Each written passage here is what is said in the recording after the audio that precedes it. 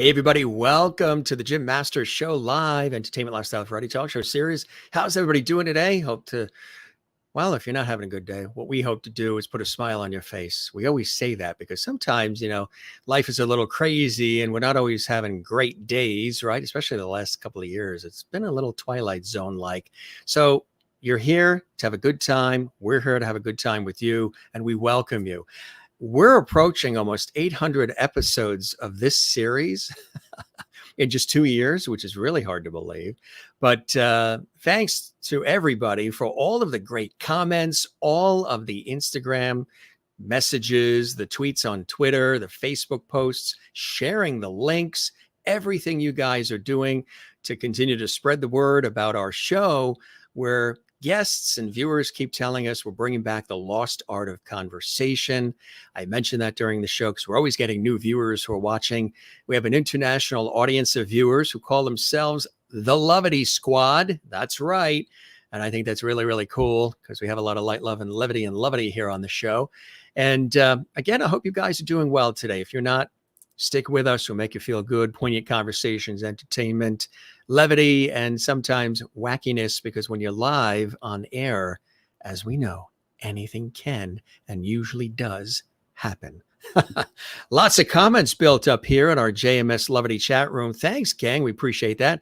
If you would like to comment while the show is live, chat with each other in the exclusive JMS Levity chat room, you can do that when you subscribe to our YouTube channel. That's what houses and archives the over 740 episodes we have of our series and counting.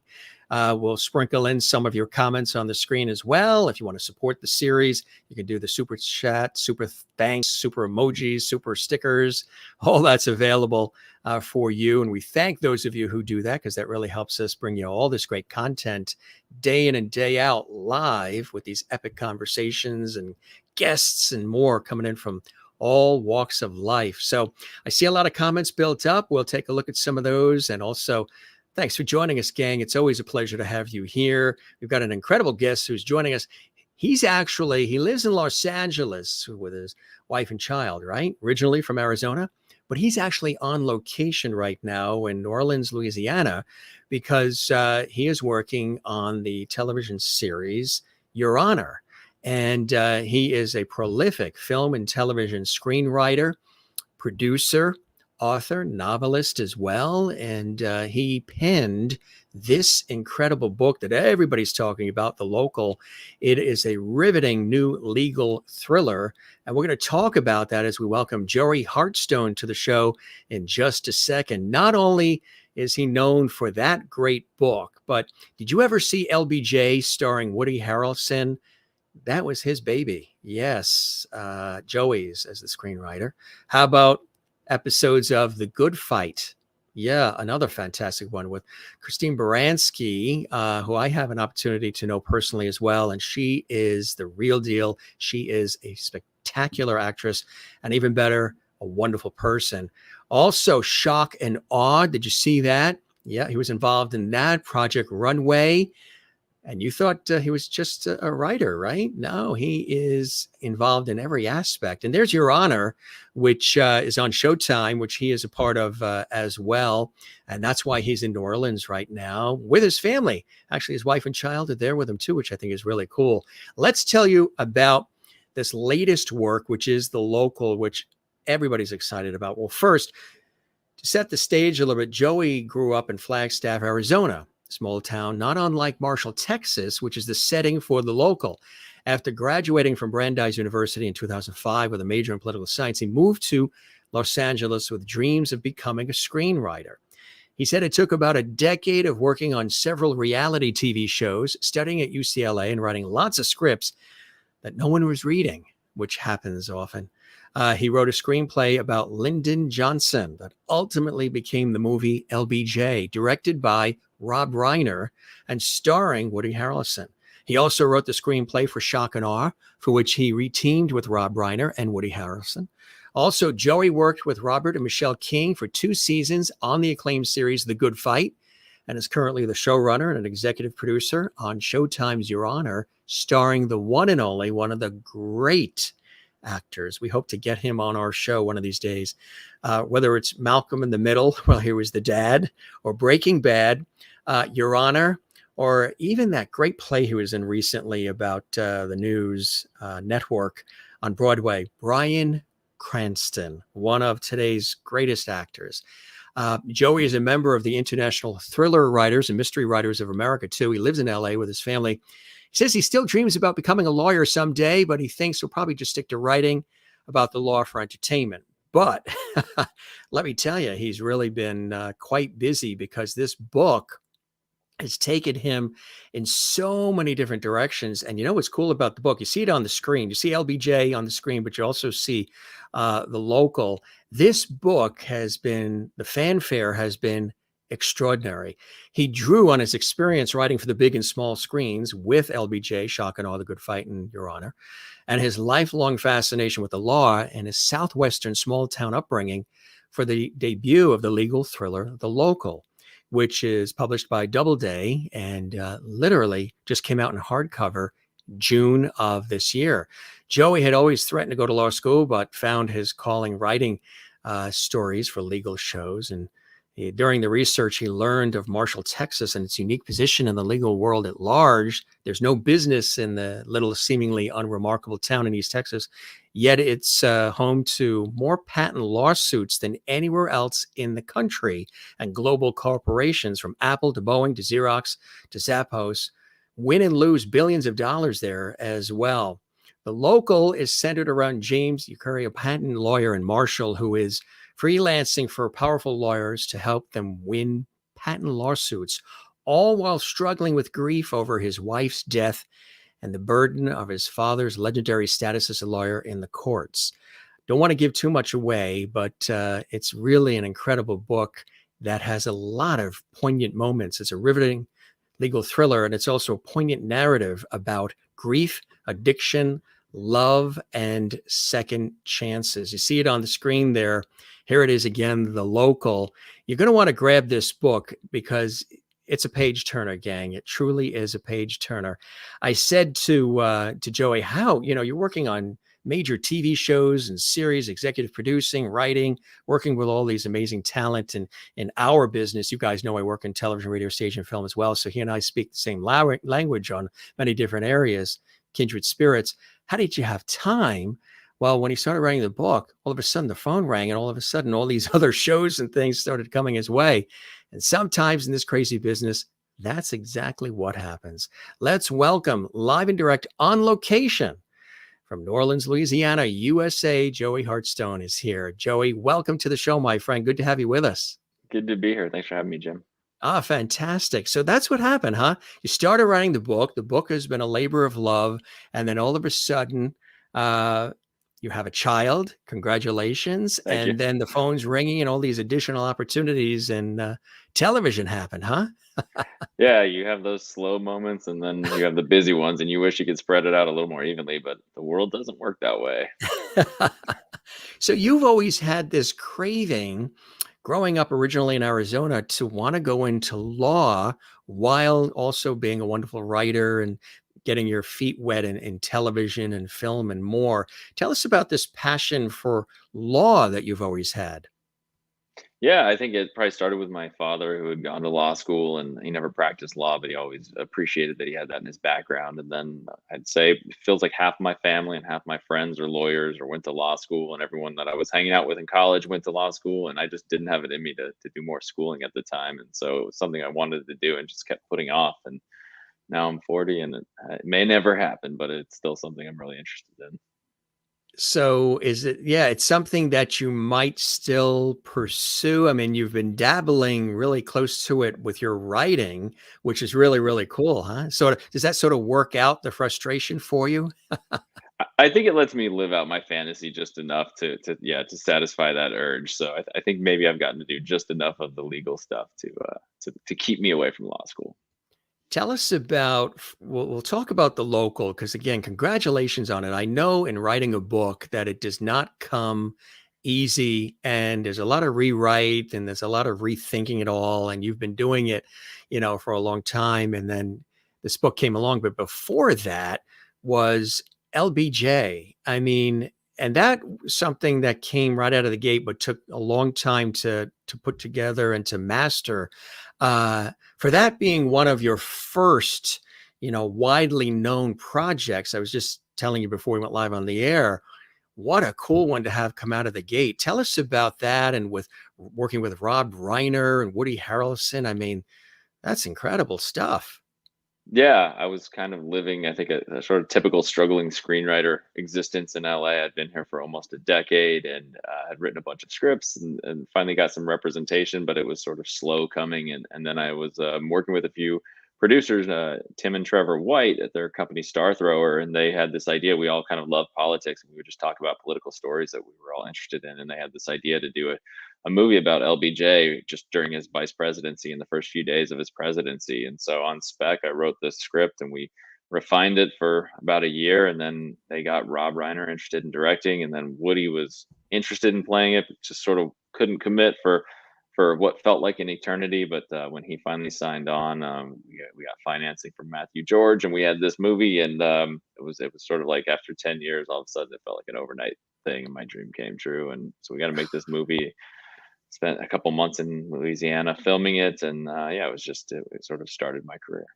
What was that process like for you? I mean, again, you're dealing with top legendary people, but just putting it all together for folks that are watching that aren't sure how it works, from when you are the screenwriter and then bringing all those puzzle pieces together to have it come to fruition.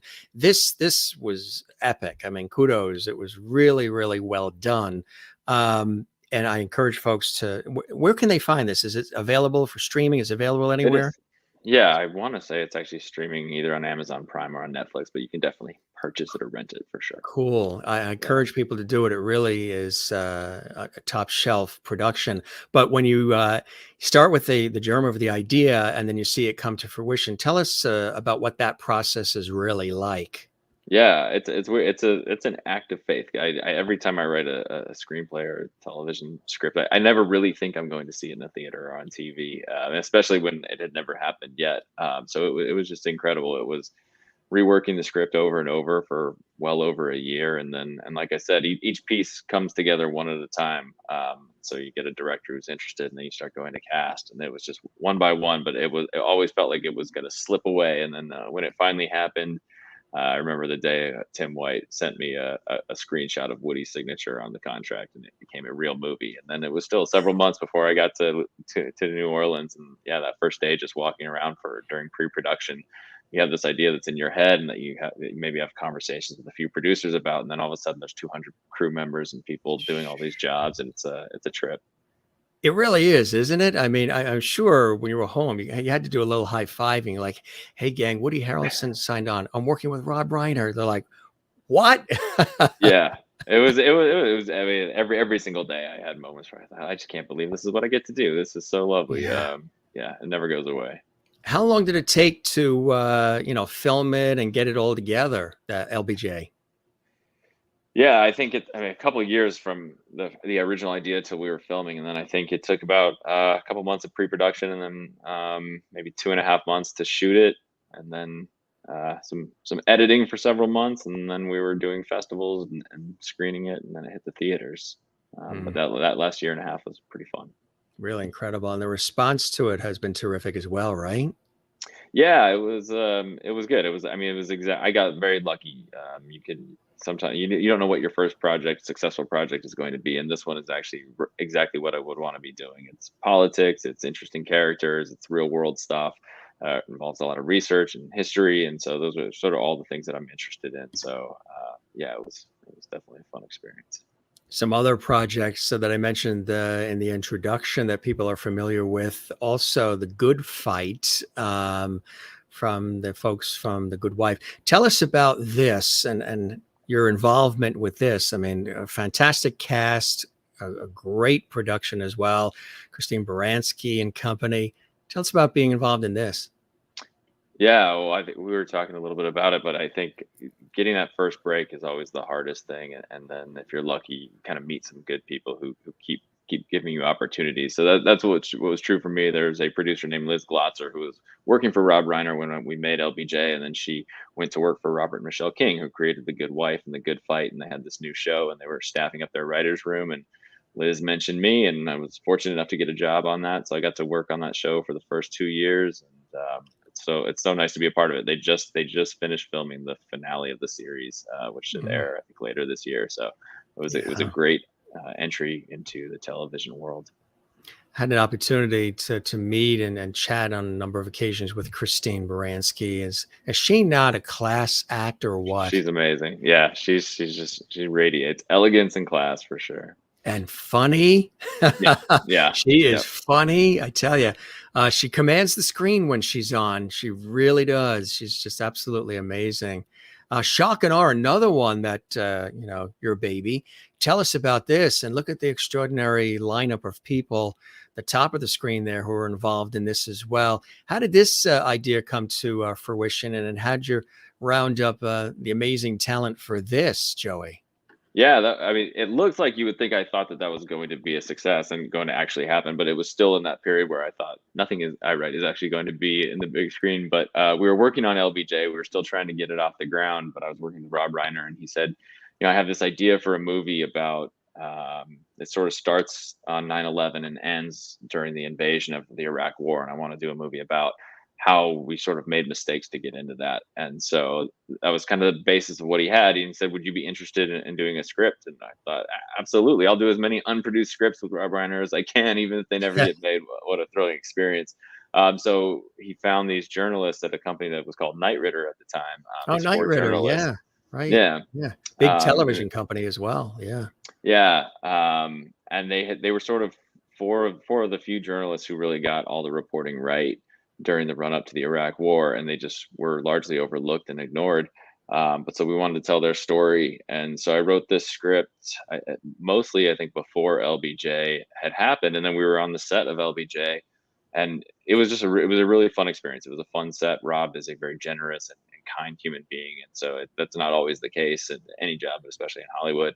And everyone was having a great time. And Woody walked over to us and he said, "What are you guys talking about?" And Rob pitched him the movie in about 1 minute. And Woody said, "Great, I want to do it." He didn't even know which part he was going to play, but he said, "Yeah, I want to do that." So I thought, well, I Wow. guess that's how it works now. Isn't that So cool? Yeah, yeah, you've got a little, posse going there with Rob Reiner and Woody Harrelson. yeah, no, That it was is cool. amazing. We got the same financier, Matt George, and I don't know. It came together quickly. That was the last movie I did, but yeah, they should have. I wish they all came together as easily as that one did. Yeah. You mentioned, working on a number of, different reality shows as well, and of course, I mentioned this series too, Project Runway, a lot of people know, of course, and recall. Tell us about being involved in this production. Yeah, well, I think, it's sort of the cliche that if you're an actor and you move to Hollywood, you have to be a waiter as well or a bartender. And for a while, it Bank felt like, teller. Yeah. yeah, yeah. Yeah. Well, it felt like a lot of people. I did a lot of jobs in reality television, and most were on shows that you've never heard of. But I was really lucky to get to work at this company called Magical Elves, and they did Project Runway, they did Top Chef, and it Oh, was yeah. just kind of the best of the best with reality shows. So I mean, I was sort of lower level, entry level jobs, but it was great. I got to work with real producers. I got to watch television get made, and yeah, when you're 22 and you move to LA, just being a part of any TV show is pretty exciting. It's true, absolutely. You take all the opportunities, you learn, you grow, and you watch, some of the experts do their thing, and you take notes, and you grab all the different opportunities that exist. For you, for those who are familiar with all the reality shows, what is it like working on a reality show? It's a different beast from some of the other scripted television that's out there, right? Yeah, it just runs the gamut. It depends on what the show is and what your job is. For a lot of the time, I was a logger, so I got the kind of raw footage would come into the offices, and there'd be a team of us who would just sit at a computer and watch raw footage and type notes so that the editors could go through it quicker. But I also got the opportunity to be on set from time to time and to work with editors and with producers and just to see a lot of different stuff and to work a little bit with the on-air talent. And yeah, it was like I said, it was really exciting. And there's nothing like, when you're in your early 20s, you move to Hollywood and someone from your hometown, it's like, I saw your name at the credits. I had to slow it down in order to see it because it flashes by so fast, but I saw your name, and that's always fun. the acting bug get you as well? The desire to be, because a name like Joey Hartstone sounds like an actor, doesn't it? It may, but I am not one. That is for sure. No, I have been an extra in a few different things, and no, But definitely a behind the scenes, get it all yeah, together guy. yeah, yeah. Yeah, that's cool. And as I mentioned, you are right now, you have the honor to be involved with Your Honor, which I think is incredible. Writing, executive producing it. You're working with Bryan Cranston. You're there in New Orleans. And so you and I were chatting before it went live on the air. Some of it's done in New Orleans right now on location where you happen to be. And then other material is then captured in LA. What is it like to be involved, in this Showtime series with Bryan Cranston, another epic person, talent-wise, and all the rest that are involved in this on Showtime? And Yeah, congrats this with is this too. Thank you. Yeah, this has been a really wild ride. It started, I think it was in 2018, and again, Robert and Michelle King executive produced this show. So I'd been in New York working on The Good Fight and wanted to move back to LA with my wife, and they had this new show coming up, and they were kind enough to let me be a writer on it. Peter Moffat was the showrunner and creator, and so I got to work under him and learn from him for a year. And then we were done with the scripts, and they went and filmed this. And I was supposed to come watch my episode get filmed in New Orleans in March of 2020, and it was Mm. literally like the week that the world shut down. So I never actually got to be on set or see it get made, but I watched it and loved it. And we thought it might just be one season and done, but it was a big success. So they brought people back, and everyone signed up, and so there's a second season. And through some really weird twists and turns, I ended up being the showrunner and executive producer for this season, which has been thrilling and unexpected, and it's great. It's a dream I come mean, true. that's incredible. These are pinch me moments, to be Yeah, executive producer, showrunner. For the audience that's watching who might not know some of the terminology, tell us yeah. what a showrunner actually does. Sure. So for most shows, there's a writer's room, which is obviously where the writing and stories begin. So that's the case with us as well. It used to be in a physical room where we would all come together and have offices and stuff. That's been on Zoom for the past couple of years, so that's how we're doing it now. So which there's benefits to it. We have writers from all over the country. We have some in New York and Memphis, and so that's been great. You kind of get to meet a wider variety of people. But yeah, we do that for several months, and we break the stories and work on the 10 episodes and get those scripts going. And then and so as a showrunner, you're sort of the head writer. You kind of lead that discussion and facilitate the script writing. And then you also are kind of in charge of a lot of the production stuff as well. So I get to work with the actors and get to meet them and get notes from them. I get to work with the studio and the network, and just kind of shepherd all the scripts into their final forms. So like working with Bryan Cranston, pretty cool, Oh, huh? it's thrilling. Yeah, it is really cool. It's this whole cast, and beginning with him, is just an incredible cast. And yeah, it was for a show that didn't know it was going to have a second season. We were blessed with great cast and great characters, so we didn't have there were no weak ones in the bunch. So we had a variety of stories to choose from, and Tell I hope us it's going to be about a some good of the season. other names that are in the cast for folks that might be familiar with them. Sure. Hope Davis, Michael Stuhlbarg, Andrew Ward Harmon. We got Jimmy Stanton, Benjamin Flores Jr., Isaiah Whitlock. It's Mm. it's just a thrilling group of cast. Rosie Perez is coming in for the second season. We're really thrilled about that. It's just so many talented people. Everyone is so good at their characters, so good at their jobs. So it's our job in the writers' room to just try to elevate that material to match what they bring. Rosie Perez, she's amazing. She just narrated the memoir that the late Ronnie Spector from the Ronettes, the legendary Mm, 60s singer, who's actually a close family friend of ours, she passed in January. She wrote this book, Be My Baby, and in the 90s, and then they just redid it just prior to her passing. She was able to add more to the book, and they were looking for somebody to do the narration for the audiobook, and Rosie Perez was the one that did it, and she nailed it yeah. and paid wonderful homage to Ronnie Spector. She great to work with as well. I mean, that's Oh cool yeah. stuff, huh? Yeah, she's been thrilling. I mean, she just has a unique aura to her, and just that brings that energy. So yeah, I've only seen a few. She's only been on set a few times so far, but man, does she shine!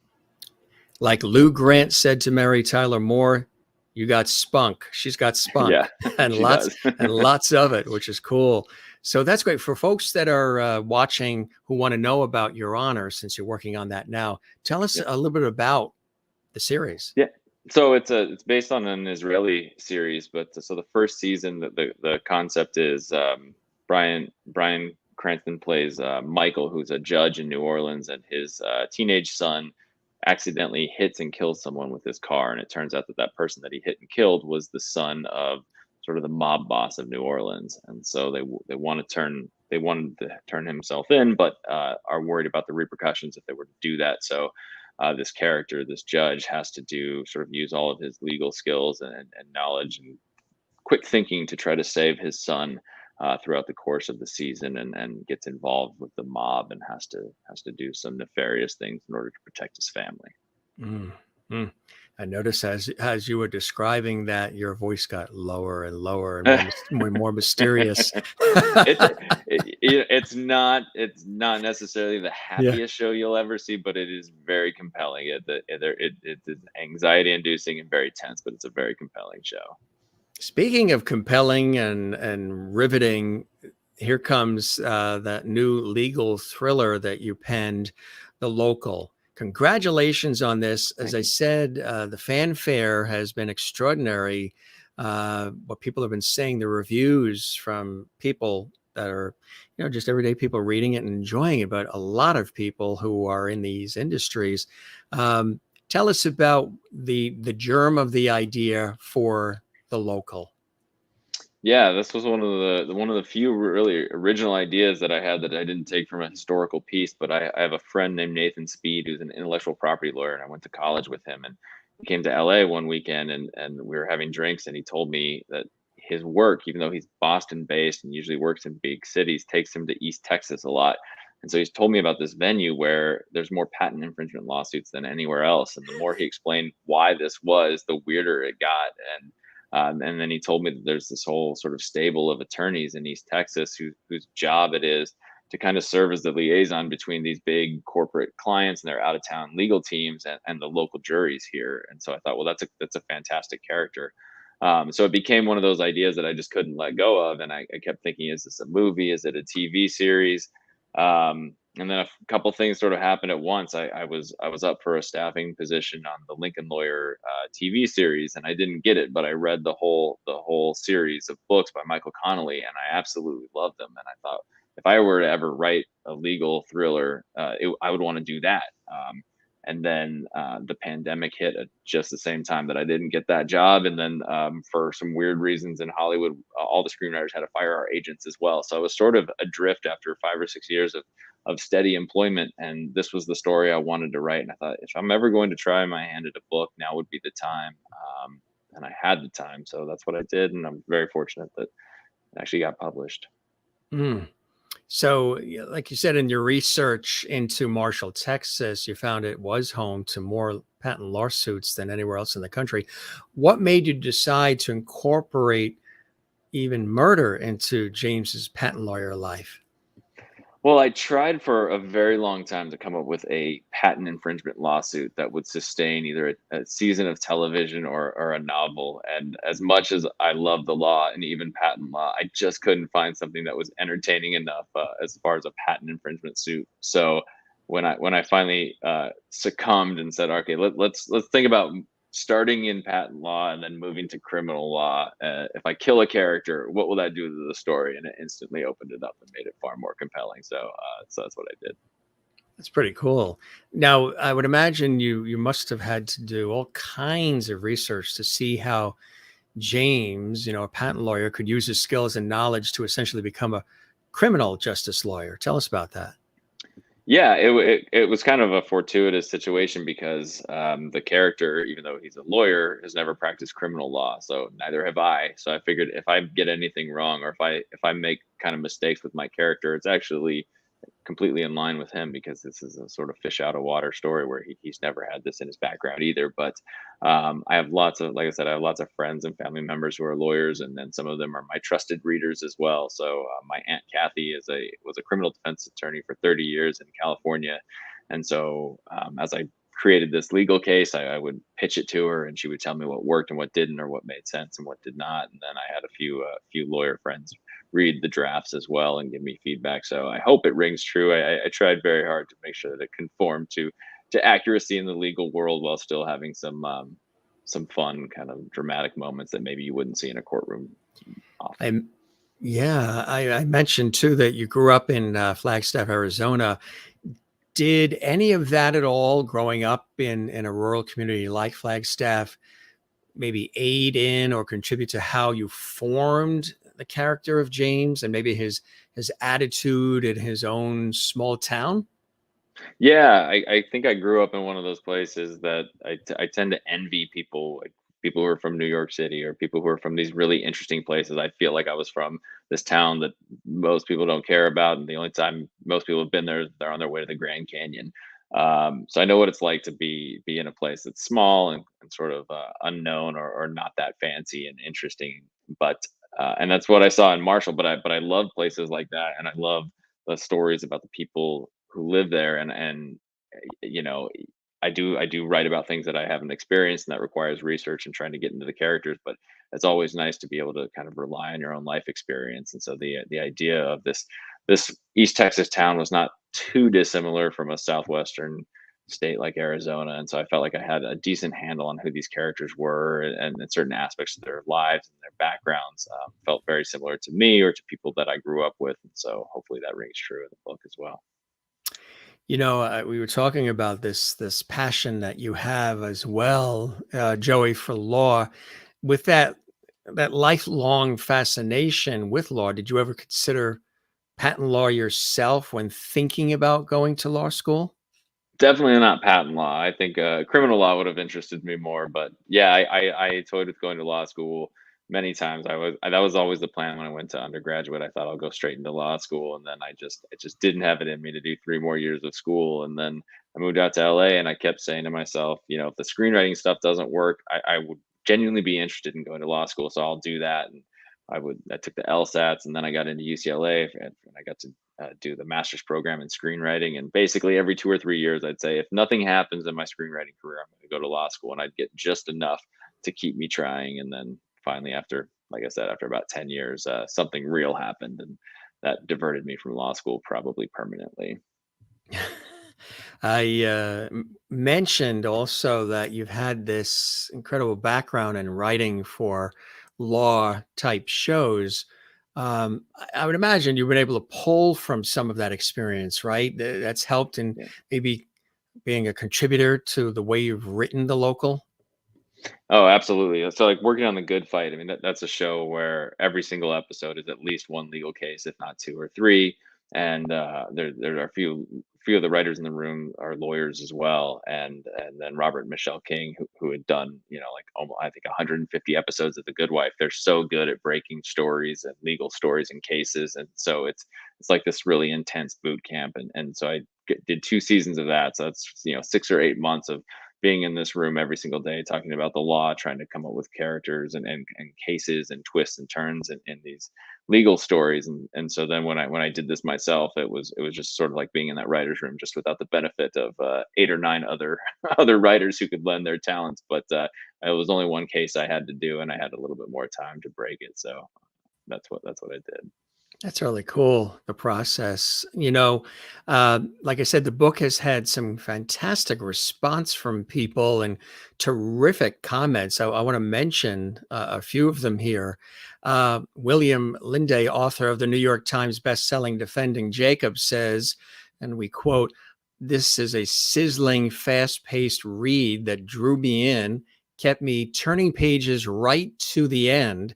Joey Hartstone paints a vivid picture of a small town Texas court where old feuds and allegiances mean anything can happen," unquote. George Easter from Deadly Pleasures magazine says, "This is an excellent legal thriller, probably the best I've read since He last Michael Connolly Mick Haller mystery since the last one. That's cool. Woody Harrelson even chimed in.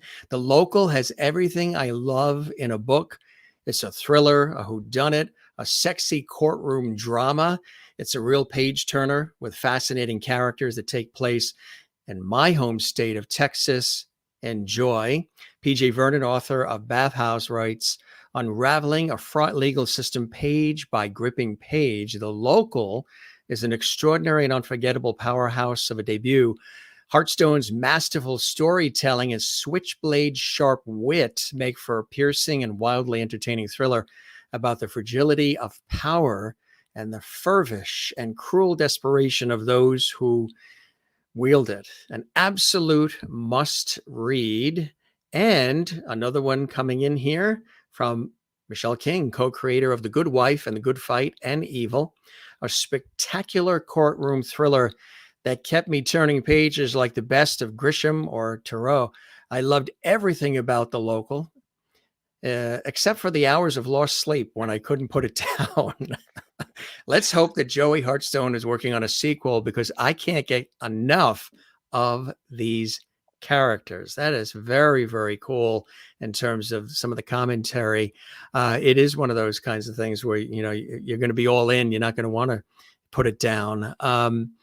What does it feel to you like when you hear feedback like that on your baby, The Local? Yeah, it's been really flattering. Some of those people are friends and colleagues and bosses, so that means a great deal to me that people like Michelle King would write that. And then some people I've never even met, and that's its own brand of flattery. And I'm so happy. William Landay, I love Defending Jacob, and I love the series that came after it, and so I would love to follow in those footsteps. And yeah, it's really nice, and there's something, having never written a book before, there's something about just appreciating that people want to give it that much time to something that I've written, would sit down and spend a few nights going through the story that I created. So I really appreciate that. So how long did it take? You know, we were talking about the writing process, and one of the hardest things, two are the hardest. Always say two of the hardest, and then somebody threw in this monkey wrench, which I now understand. I always used to say probably the hardest is putting the first few words on paper, just getting started, getting the ball rolling, knowing what to put in. Because a lot of times when people are writing, every word that they write, just like when somebody's reading script out loud for the first time, maybe they're announcing. I know I used to do it too when I was starting out in my career or even in school studying these industries. Every word I said had great monumental authoritative Right. importance.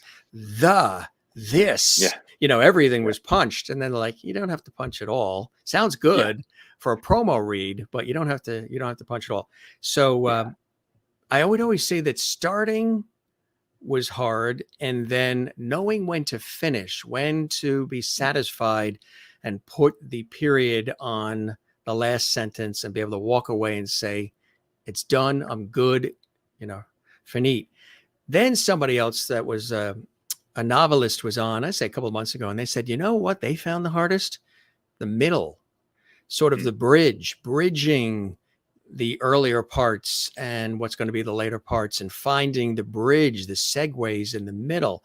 I found that fascinating that he said that. What about you? What was the process like writing for you, Yeah. The Local? It's a good question. Yeah, I think the starting is difficult for me in that I'm usually doing things that are either based on true stories or they're at least set in a real universe like this one, and so it requires a lot of research. And I always want to continue researching. I want to go to this place more frequently, and I want to read more and learn more. And so trying to find that moment when you feel confident enough to say, okay, I've done the work, I've done the research, it's time to start actually doing the next process, which is writing. But as far as the writing goes, I agree. The middle is where I can kind of get a little bit slowed down, but I do a lot of it. I do an extensive outline. So I try to make it so that I'm never sort of sitting down and staring at that blank page and not knowing where I'm going to go. So once I'm through my outline, I try to be kind of pretty consistent about writing every day and getting those pages in, and not stopping until at least that first draft is complete. So were there a lot of rewrites? Was it something where you're like, oh, you know, I think I'm going to rewrite that. I'm going to do it again. I'm going to start from scratch, a lot of paper in the wastebasket type thing. What was it like for you? Yeah. I try to. There are some people I think who will write first drafts and they expect to throw most of it in the trash, and I can't do that because it just feels like a waste of time. So I try to do a lot of that work and the reworking of story in the outlining phase, so that my first draft can have hopefully a lot of stuff that will live through all the rewrites. But yeah, I definitely. I did. The first person to read everything I write is my wife Abby, and so she read the first couple passes and would give me a lot of notes, and I would rewrite based on that. And then yeah, my agent Rachel read it and gave me some notes, and then the editor Rob Bloom at Doubleday gave me a Yeah. few rounds of notes, and all of those were very helpful. But it was sort of a refreshing experience compared to being in Hollywood and being a screenwriter, because there are far fewer people who are invested in what you're writing and giving you notes. So the notes process as far as doing a novel was actually far easier and less demanding than screenwriting can be. So how long did you say it took from start to finish with the local? What was that like? Yeah, when I finally in early 2020, when I decided this is what I'm going to do, I probably spent 4 months or so breaking the story and writing the outline, and then I think it took me about 40 days to write the first pass of the novel, and then then probably 6 or 8 months of rewrites after that. Now, when you were writing and things were really flowing, were you like all in? Were you like, were there sleepless nights, a lot of coffee? Like, I Yeah. can't even do the laundry or anything right now. I've got all this pouring out. I got to get this saved. Yeah, it was probably the last time I got to write sort of at my own pace and with my own schedule, because we weren't parents yet. But and so yeah, what I like to do is I like to write 7 days a week. I don't like to break it up, because I do feel like I kind of get into that rhythm. But I get up really early, and then I'm usually done before noon. And I find that at some point the creativity starts to wane, and it's diminishing returns. So I like to write for a few hours every day, and that's what I did for this first draft. And then when I had to do my second draft, when my first round of notes came in from Doubleday, we had a 2-week-old, so that changed the writing process dramatically. Now I write whenever I can find a When free you day. Yeah, when you can slip it in. A friend of mine was a screenwriter, and he used to. I mentioned this a couple of times on this series. He used to get such inspiration at like 3 o'clock in the morning when the house was quiet, the family was asleep, there was no phones ringing, there was no responsibility, nothing to respond to, there were no emails, there was none of that. And he would wake up out of a sleep sometimes with a dream or a vision, and he would run right to his typewriter and just start typing it out, because he didn't want to lose the essence of whatever that was, sort of that the conduit of that energy.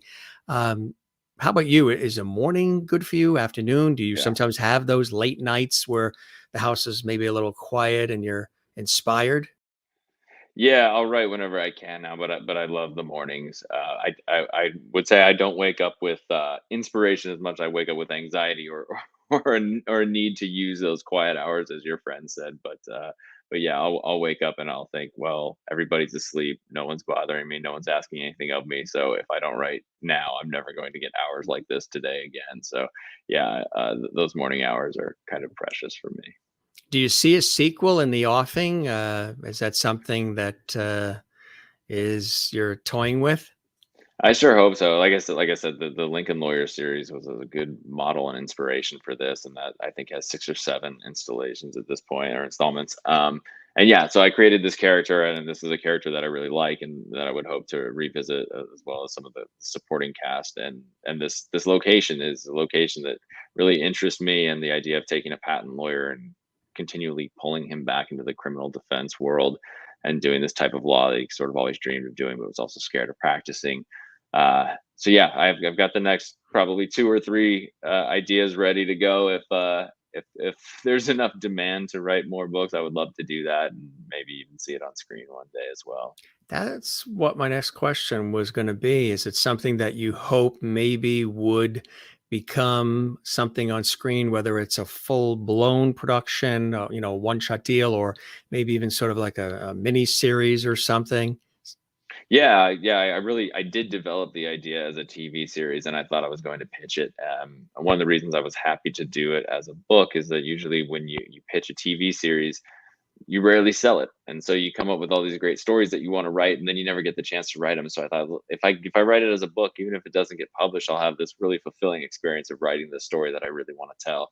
And so so some of the people who were quick to read it and early readers, like Liz Glotzer, the producer that I work with, and Michelle and Robert King, they really liked it, and so developing it with them as a TV series, and hopefully it will find a nice home sometime next year, and we'll get to write it that way as well.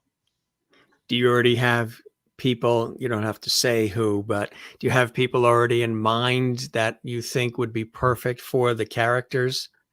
Yeah, I try to not uh, come up with the realistic goals, because then you can be you can end up feeling discouraged or casting someone different, then you have to change it. So for me, I try to model the characters either after people that I know who are not actors, or dead actors, or people who are not actors at all. Like there's a character in the book named Lisa, uh, who was her high school's place kicker, and now she's an investigator. And I always pictured Megan Rapinoe, who I don't believe Mm. has any acting aspirations, but she had the right energy. And I think I was watching the Women's World Cup at the time when I was coming up with that character, and I thought if she were an investigator, that's who I'd want her to be. So so less actual actors and more inspiration from outside of the acting community.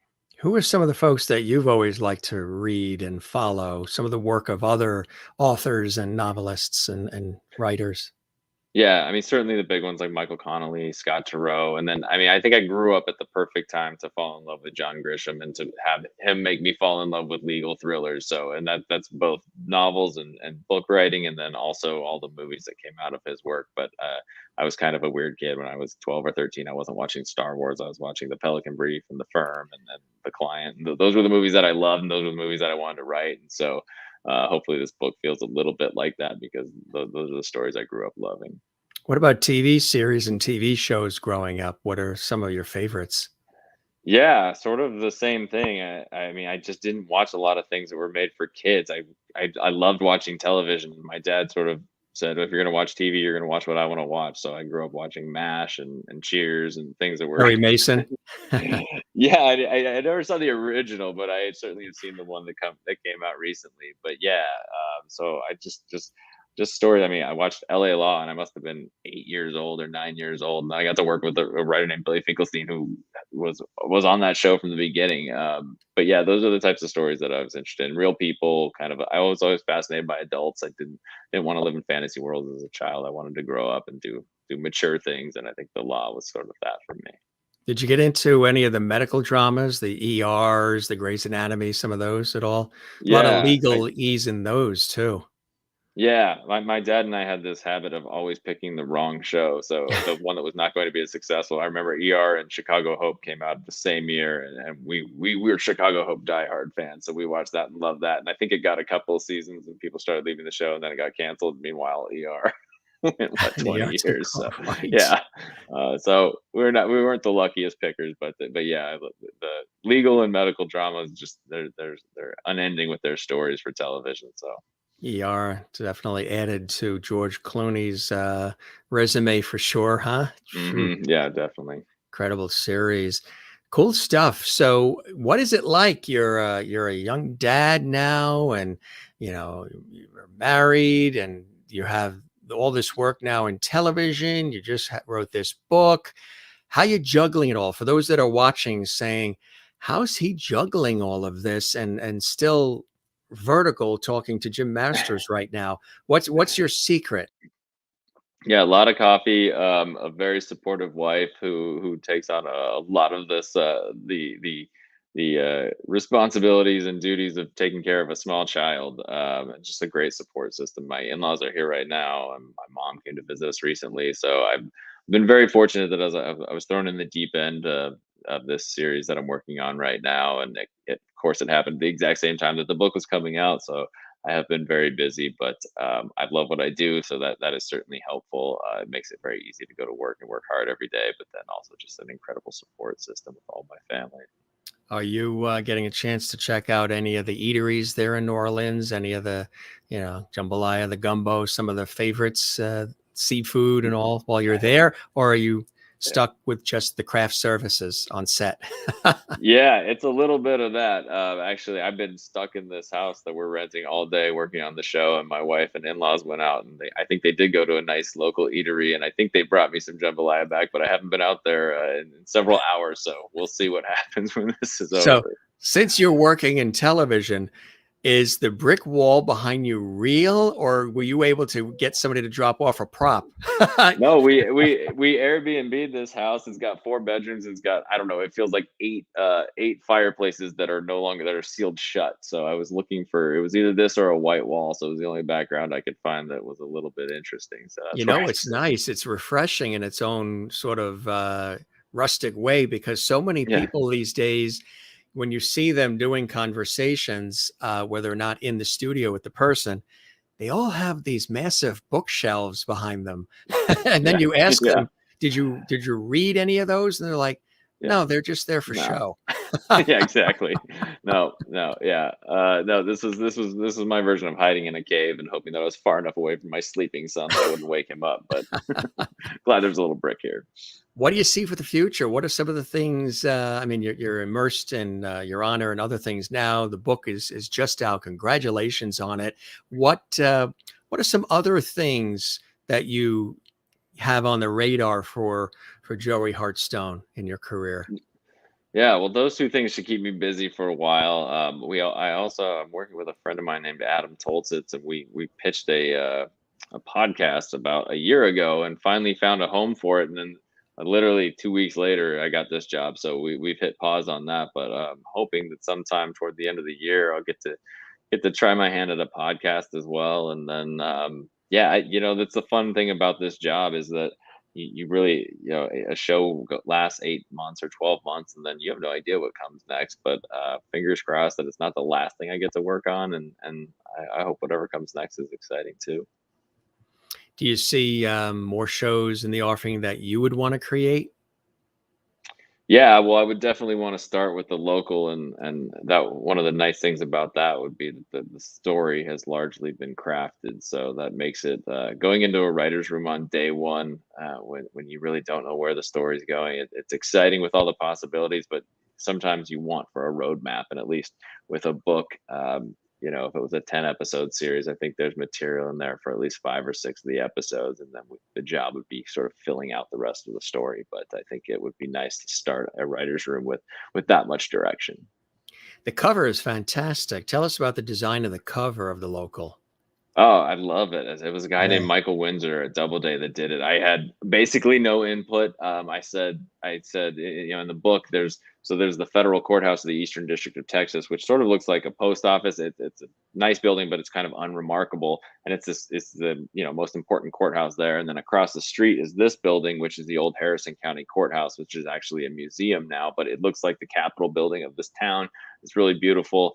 And that's where in the parking lot right there is where the murder occurs. And then James has this old Ford truck, which also plays a small part in the story. And so he took those components and threw this out there and then sent it. And I said, I'm glad. I'm not an artistic person like that, so I'm glad I love it because it's beautiful. And I don't know that I could contribute much more to this, but yeah, it's a great cover. Your website is joeyhartstone.com. And the book itself, is it available at Amazon and all kinds of places? Where can they find the local? Yeah, definitely online wherever you buy books, and hopefully at your local bookstores. And if it's not there, maybe ask for it and see if they can order a few copies. But yeah, it's making its way around, so hopefully everyone can find it. And you've done some recent book signings and appearances with the book too, right? Yeah, I got to do a little bit. Like I said, my schedule kind of got pretty busy pretty quickly, but I did an event in LA, and then what was really fun was I got to go to Arizona, and I got to do one at the Poison Pen in Scottsdale, which is a great mystery bookstore. And that was really fun. And then I got to go up to Flagstaff, where I hadn't been in I think a decade. So I got to go home and do an event there at Brightside Books, and that was fun as well. And then who knows? Hopefully, maybe when the paperback comes out, I'll have a little more time and I'll get to do some other places throughout the country. I'd love to go to Texas with the book as well because it's obviously set there. So I I'm can really curious to imagine. hear what people Yeah. think. Yeah, that would be really, really cool to hear, their feedback. They'd be like, my God, spot on. We're living what you wrote. Yeah, I hope so. I hope it rings true. That is so cool. Do you travel around with a trunk filled of boxes of the books just in case, No, I don't like to travel. You asked me before if I had a book, and I don't even have one with me. I'm Yeah. secretly, I actually like to do all my reading on a tablet, and I think the reason for that is it's just lighter to carry. So yeah, I don't bring a stable of books for myself, but maybe I should start carrying a couple copies just in case. How about Kindle and audiobooks, things of that nature? Is any of that in the offing with the local? Yeah, yeah. So you definitely buy the digital version, and then yeah, there's a great audiobook as well. A guy named Cool. Robert Petkoff read it, and it's a fantastic listen if you don't feel like reading the book. That is cool. Congratulations, Joey, on all these cool things, the work in television and film, and also, the novels. And in this case, with the local being the latest, really, really cool stuff. And I always like to ask the guests on the show, what are some of the blessings and joys in your life that sort of propel you forward to do this incredible work you're doing, in television, but also as an author or writer as well? Yeah, it's definitely my family. I when LBJ came out, my wife Abby and I had dated several years earlier, and we had just gotten back together. And I started doing this thing where every time we would screen the movie and afterwards, uh, I would just like lean over and tell her I loved her. And finally, she asked me why I did that, and I just said that without her, I'd be really, really concerned with the success or failures of everything I do and write. And it's nice to have something that's far more important than the things that I put on paper. And so that's what my wife and my child had become, and Sort of I'm grateful for that. balances and sort of like a foundation. Is your wife in any of these industries at all? Yeah, she's a writer too, and we're starting to work together. I mean, like I said, she's sort of the first reader for everything that I do, and so but she's super talented, and we decided we have to take the plunge and start writing together, and I'm looking forward to that probably being the next chapter of my career and hers as well. I want to show you some of the comments coming in from our lovely audience here. Sherry is watching, one of our regulars. She goes, she's in Kansas, USA. Your book and screenplays sound fantastic. Can't wait to check them all out. And thank you for being here with us tonight, Joey. Good luck in Thank all you you. do in the future. And she also adds, family is definitely most important. And I second that emotion. Crystal's with us, and she says, I love audiobooks as well. Being able to hear it, being read, you can only really imagine and get into the scene in the story when someone else is speaking. Kathleen in New York City says, thanks, Joey, for being here. The book sounds great, and good luck with everything, Joey, as well. A couple more coming in here. Crystal says, cool. And also, she will definitely be checking the book out. Cool. Merlin in Canada loves the cover. Maureen in Arizona, she called Nice. you a Zony, a fellow Zony. Indeed. She Yes. says, with your creative mind, the sky is the limit, Joey. Oh, thanks. So you got lots of levity That's coming from a thank few you. of our live levity viewers that are watching here as well. This was awesome, my friend. There is somebody who sort of pops in towards the latter part of the show. Another definite levity in television and comedy and writing and all. Mr. George Burns is with us. Nice. Hello. Yeah, there he is with a cigar and his red pocket square. My aunt collected dolls. I always tell everybody my aunt collected dolls of all kinds. So when he turned, I think he was 99 or almost 100, she made sure she got the collectible George Burns doll, and it got passed down to me. And we did Very some sort cool. of a nostalgic episode 2 years ago about childhood and TV shows and all kinds of crazy stuff. People fell in love with him and said, you got to keep George on the show. So George said, you knocked it out of the park. He absolutely loved the conversation. He learned a lot, and he wishes you all the best in the industry. George Burns, Thanks, huh? Not too George. bad. Appreciate that. Yeah. And if you need a quote for the book from George, I'm sure we can arrange that. Might have to do that. Yeah, yeah, definitely. You got God on your side too. He was in those old God movies too, which is kind of Yeah, cool. yeah. And Crystal says you're officially a levity on the Jim That's Master Show awesome. Live. Isn't that cool? That's great. Yeah, I Thanks, love George, that. for being here. Keep up the work. Oh, he will. Joey, this was awesome. Spread the word about the Jim Masters Show Live. Again, we do it Absolutely. like an old school talk show series, but with a modern vibe and no scripts and nothing pre-prepared. We just roll with it, conversational style with the live audience. And I hope the show met whatever expectations you had and you enjoyed the time with me as much as I definitely have with you, my friend. I sure did. Thank you for having me. It's an honor. Oh, it was an honor here as well. And congratulations on everything. And if there's some folks you think that would like to pop on the show as guests, just let us know. And good luck with everything, my friend. You got some Thank good you things too. that are rolling. And congratulations on the book. Congratulations on the 800 episodes. I Yeah, look forward to unbelievable, 800 huh? more. You know Yeah. that, right? Working in television, how long it takes. I was talking to Loretta Swit the other day, and she was talking about MASH running for 11 years. And Yeah. in 11 years, they did 230 episodes. I Yeah. was like, oh my God, we've done like 740 in 2 years. Yeah. It's And wild. it's not even the full-time gig. Yeah. But you know what it You is? You must know be it, tired. Joey. If you love it, Yeah. you got to do it. If it's in Yeah. you, it's something. It's just it's it's an essence of who you are. And if you like to communicate with people and converse and learn and inspire, that's what it's all about, right? Absolutely. That's Absolutely. it.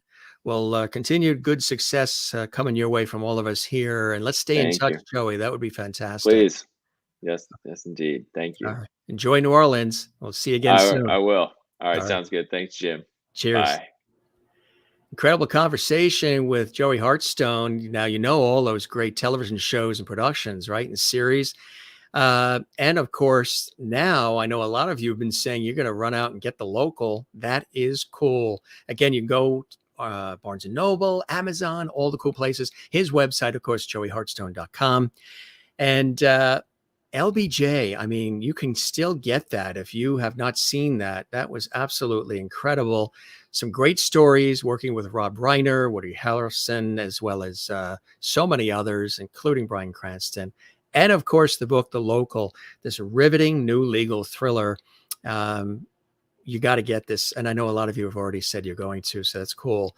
And then just sprinkling some of the other parts of his incredible career, working in the industry, The Good Fight and Shock and Awe, and the reality shows as well, like Project Runway. And of course, he's right there working with Bryan Cranston and everybody else, executive producing and writing for Showtime's series Your Honor, which is very cool, isn't it? Very, very cool. So the fact he was able to even take some time. He's married. He's got a child. The in-laws are there. He's on location, filming, shooting, producing, and he has time to come on the Jim Masters Show live. That's a class act, and talk about his incredible book. So good stuff, gang. And he and I could probably have a couple of beers and talk for hours about the crazy industries we're in and television and everything else. Kindred spirits. Uniclaire says, it's nice being able to catch up on today's show. It's office hours where you are and listen to great stories and conversations about creativity. Thank you so very much, Uniclaire. It's so nice to have you here. Crystal says, question for Jim. How was your popsicle last night? Oh, that popsicle melted in my mouth. And you know what? It's so good. We've got another one waiting for us, too. We're going to have a second one, Crystal. Claps from Crystal. Uniclaire says, congratulations, Joey.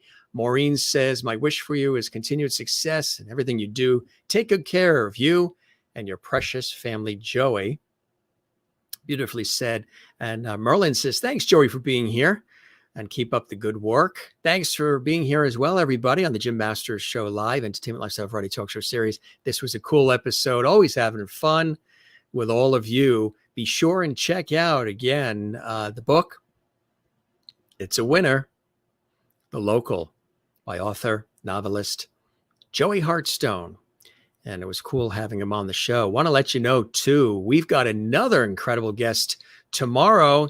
Yes, Opportunity is going to be here. He is incredible. He is one of the most recognizable faces on television and in film today. 33 films and counting. He's right now starring on 4 network primetime television series right now. Emmy winner, Lifetime Achievement Award winner, producer, director, writer, actor.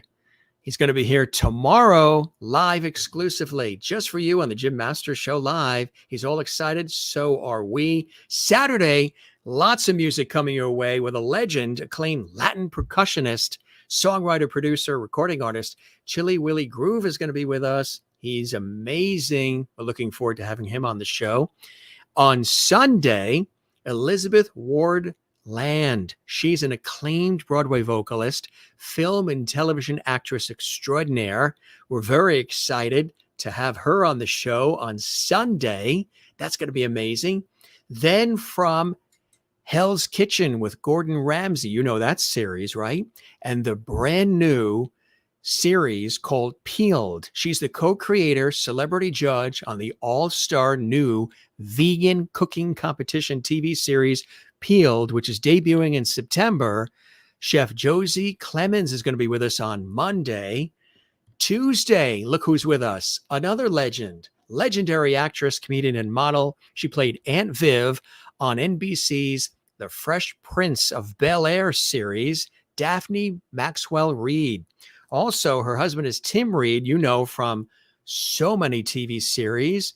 They are a powerhouse couple. Daphne is going to be with us on Tuesday. We're so excited about that. Yes, we are. And then on Wednesday, another legend, iconic musician.